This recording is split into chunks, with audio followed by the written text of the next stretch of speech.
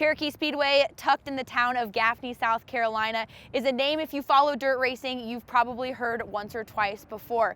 We sought out the names that are synonymous with racing here at this racetrack and talked to them a little bit about the history and what makes this the place your mama warned you about.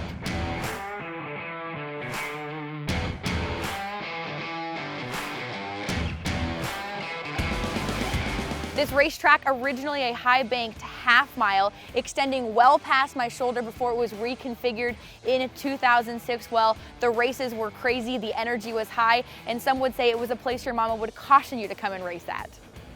That's when I raced there, was when it was a half mile. That was, it's hard to describe. I mean, it was fast, and you were right on the rim of the turn, and there was no wall. You could go over and I went over one night and flipped probably 10 times. Cherokee Speedway was all about the speed. You know, it was wasn't like a super three-wide racy track like Fairbury. It was more guys building the fastest race cars they could build. And I remember like hearing about people getting 440s and 430s, big motors back in the day, just to go win races at Cherokee. And people don't realize this, but I actually got to race on the half mile before they cut it down one year.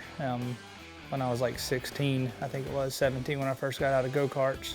Definitely one of the racetracks that would split up the boys and girls, that's for sure. It was one of my more funner places that we raced at. Had a lot of success there. Doesn't matter if it's a weekday race, a regularly scheduled Saturday night event, or the World of Outlaws. It is standing room only every time you come here to Cherokee Speedway. And we talk to those about what it is that keeps the fans continually coming here generation after generation. You know what's funny is like the people that I used to race against, they still come to the track, but their kids are racing.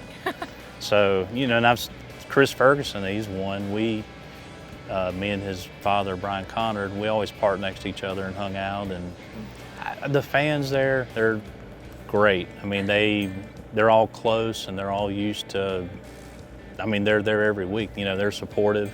Times when we do go over there early, I mean, those people will be there, they'll be there the night before, and they're first ones in line to stand out there and sit all day in the sun waiting to see us race. I think it was always a show, and like we were talking earlier, when I was a kid, just going there and watching super late models on a weekly Saturday night was, I mean, it was crazy seeing the names that were there then compared to, you know, even the big names in the series now.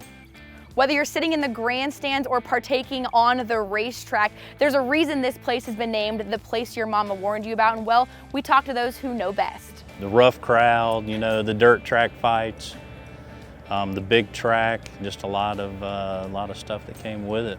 You know, it was not just your normal dirt track, and it's still not.